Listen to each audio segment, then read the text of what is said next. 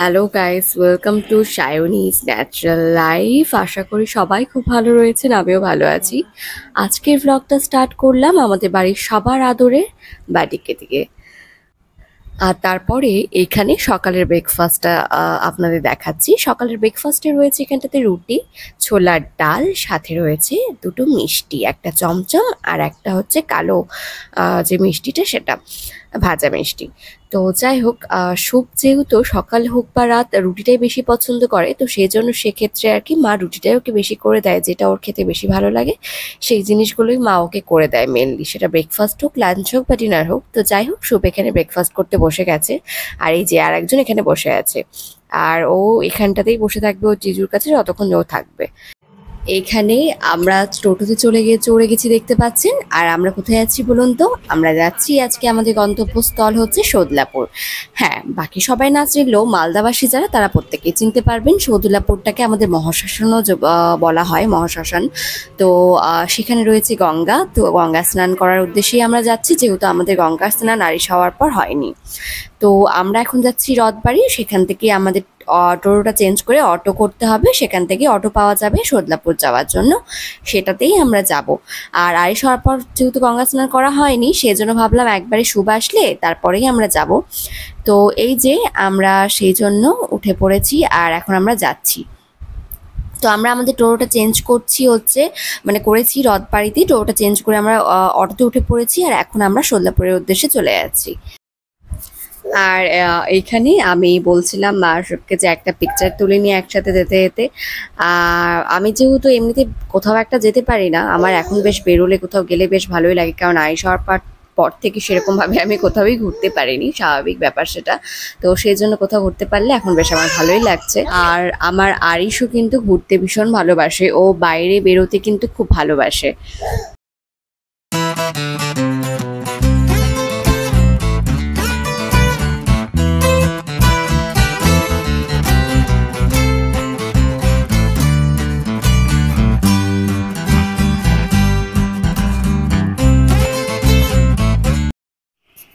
তো এইবারে আমরা চলে এসেছি, আমাদের গন্তব্যস্থলে পৌঁছে গেছি আমরা। আর এটাই হচ্ছে শোদলাপুর। তো সামনে যে সিঁড়িটা দেখা যাচ্ছে, ওই যে দূরে দেখা যাচ্ছে, ওই সিঁড়িটা দিয়ে আমরা নেমে চলে এসেছি। আর তার অপোজিট সাইডে আছে শ্মশান। তো আমরা ওই সাইডে ঘাটে যাইনি, আমরা এদিকে ঘাটে চলে এসেছি। এখানেই আমরা বেশিরভাগ আসি। এখানে অনেকগুলো ঘাটই রয়েছে, সবাই নিজের পছন্দ অনুযায়ী স্নান করে। আমরা প্রত্যেকবার এই ঘাটেই আসি, সেখানেই চলে যাচ্ছি। এখানে মন্দিরও রয়েছে। তো এই যে এই ভিডিওটা আমি করছি স্নান হয়ে যাওয়ার পর। তো এসেই কিন্তু আমি আমার স্নান করে নিলাম ফার্স্ট। যেহেতু আরিশকেও স্নান করাতে হবে, তো ভাবলাম যে আমি আমার স্নানটা করে নিই, তারপরে আরিশকে স্নান করে দেবো। আর শুভেরও স্নান হয়ে যাবে, ও স্নান করেনি, ও স্নান করতে যাবে। তো যেহেতু সচরাচর আমি বাড়িতেই স্নান করি, এমনিতে বাইরে আর কখনো স্নান করা হয় না, তো সেই জন্য গঙ্গাতে স্নান করে কিন্তু খুব ভালো লাগলো আজকে। তো আমার এরকম কোথাও জলাশয়ে স্নান করতে আসতে বেশ ভালো লাগে জানেন। তো যাই হোক, আজকে অনেকদিন পর গঙ্গায় স্নান করলাম, খুব ভালো লাগলো, মনটাও ভালো লাগছিল। আর গঙ্গা স্নান তো অবশ্যই আমাদের হিন্দুদের জন্য অবশ্যই একটা পবিত্র জিনিস। এরপরে এই যে আরিশে স্নানও হয়ে গেছে। আমি ভিডিও করতে পারিনি স্নানের, বিকজ সবাই বিজি ছিলাম, ভিডিও করার মতো আসলে কেউ ফাঁকা ছিল না। আর এই যে এখানে আর একজনকে দেখেন, এবার দেখতে পাচ্ছেন তো কেমন সাঁতার দিচ্ছে। আসলে অনেক দিন পর স্নান করার সুযোগ পেয়েছে এরকম, ওখানে তো আর স্নান করা যায় না এরকম ভাবে, স্নান তো করতে পারে না। তো এখানে যেহেতু গঙ্গা স্নান করতে নেমেছে, ব্যাস নেমে এসে দেখছি আমি যে স্নান হয়েছে কিনা, উনি দেখছি বাবু সাঁতার কাটছেন। তো ব্যাস, তার সাথে যে একটা হোয়াইট কালারের টোপটা ওর হাতে রয়েছে, একটা দেখা যাচ্ছে কৌটোটা, সেখানে গঙ্গা জল মা একটুখানি তুলে আনতে বলেছে, সেটাইও নিয়ে আসবে। আর এই যে এখানে আশেপাশে মন্দির রয়েছে, আর চারিপাশটাও আপনাদের দেখাচ্ছি। আর এইরকম চারিপাশে সবুজ আমার ভীষণ পছন্দের, যারা আমার ভিডিও দেখে তারা জানে।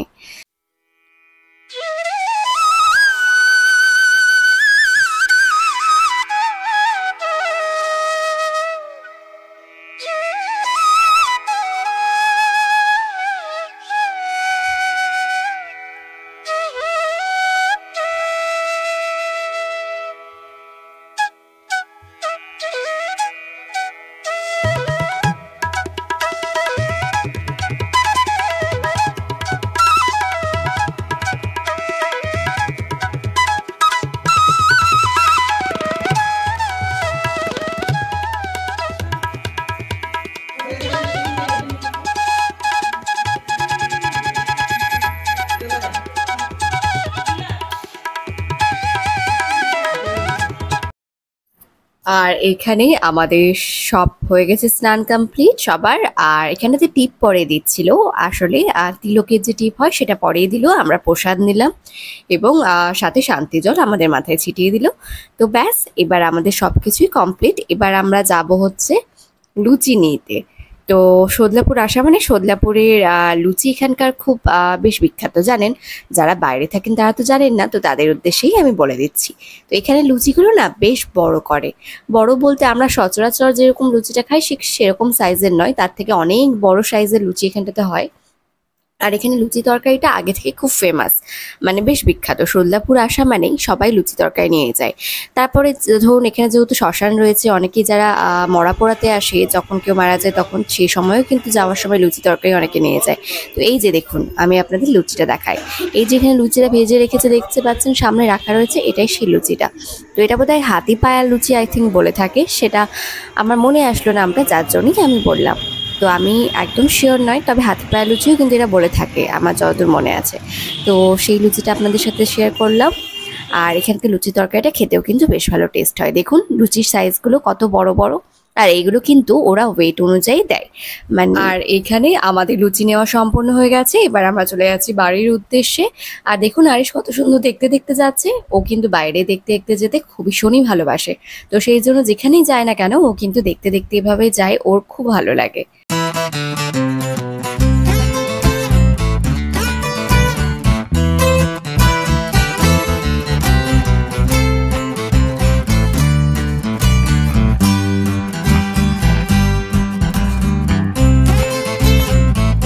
তো এসেই আমাদের ভীষণ খিদে পেয়ে গেছিল।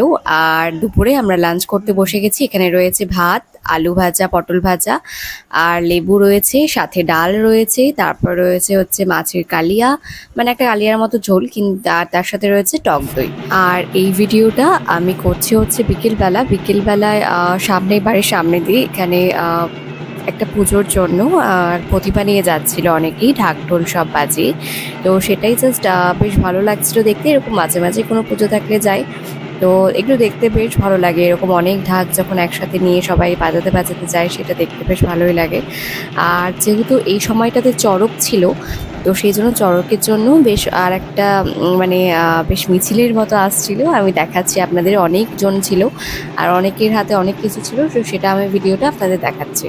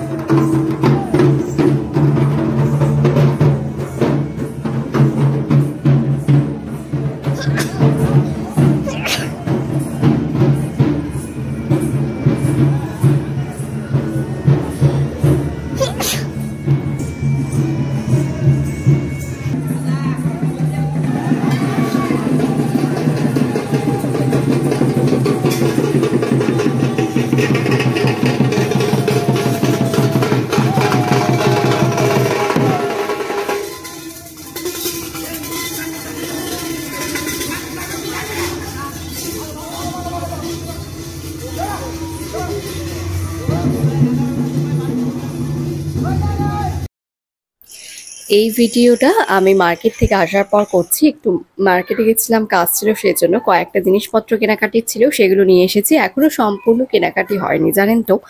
আসলে আরিশকে নিয়ে গেছিলাম তো, ফার্স্টে একাই গেছিলাম আমি আর সুখ, তারপরে আরিশ যখন কাঁদতে শুরু করে আমরা বেরোনোর পরেই তারপরে আবার রিটার্ন এসে আরিশকে নিয়ে গেছিলাম, এবং ও সুন্দর গোটা মার্কেট ঘুরেছে। তো যাই হোক, সেই জন্য ওকে নিয়ে আর বেশিটি ঘুরিনি, যতটা হয়েছে ততটাই পসিবল নিয়ে এসেছি। আরও বেশ কয়েকটা মার্কেট বাকি রয়ে গেছে, সেগুলো আবার এর পরের দিন যখন যাব তখন করে নিয়ে আসবো। আয়েশকে নিয়ে তো অতগুলো মার্কেট একসাথে করা সম্ভব নয়, বেশ কয়েকটাই মার্কেট করার ছিল, তো সেই জন্য তো সবকিছু ঠিকঠাক করে রাখতে হবে। আর আরিশ কিন্তু ঘুমিয়ে পড়েছে। তো এই যে দেখাচ্ছি আপনাদের, আরিশ দেখুন ঘুমিয়ে পড়েছে। ও টায়ার্ড হয়ে গেছে আর আজকে অনেক ঘুরেছে মার্কেটে ও। মানে যাই হোক, অনেক বেশ কিছুক্ষণ ছিলাম, যেহেতু কয়েকটা জিনিস প্রচুর ভিড় ছিল মার্কেটে। তো এই যে ও সুন্দর ঘুরছিল, সব দোকান যারা তারা দোকানের সবার সাথে কথা বলেছে। এ টায়ার্ড হয়ে গেছে আমার সোনাটা, ঘুমিয়ে পড়েছে। তো যাই হোক, এবারে আমি আপনাদের সকলের কাছ থেকে বিদায় নিচ্ছি। দেখা হবে তাহলে আপনাদের সাথে আবার নেক্সট ব্লগে। ততক্ষণের জন্য সবাই ভালো থাকবেন, সুস্থ থাকবেন। আর এই যে আমার আরিশ ঘুমোচ্ছে এবারে, শুভ আর মাকে দেখা যাচ্ছে না, কারণ ওরা গল্প করছে পাশের রুমে।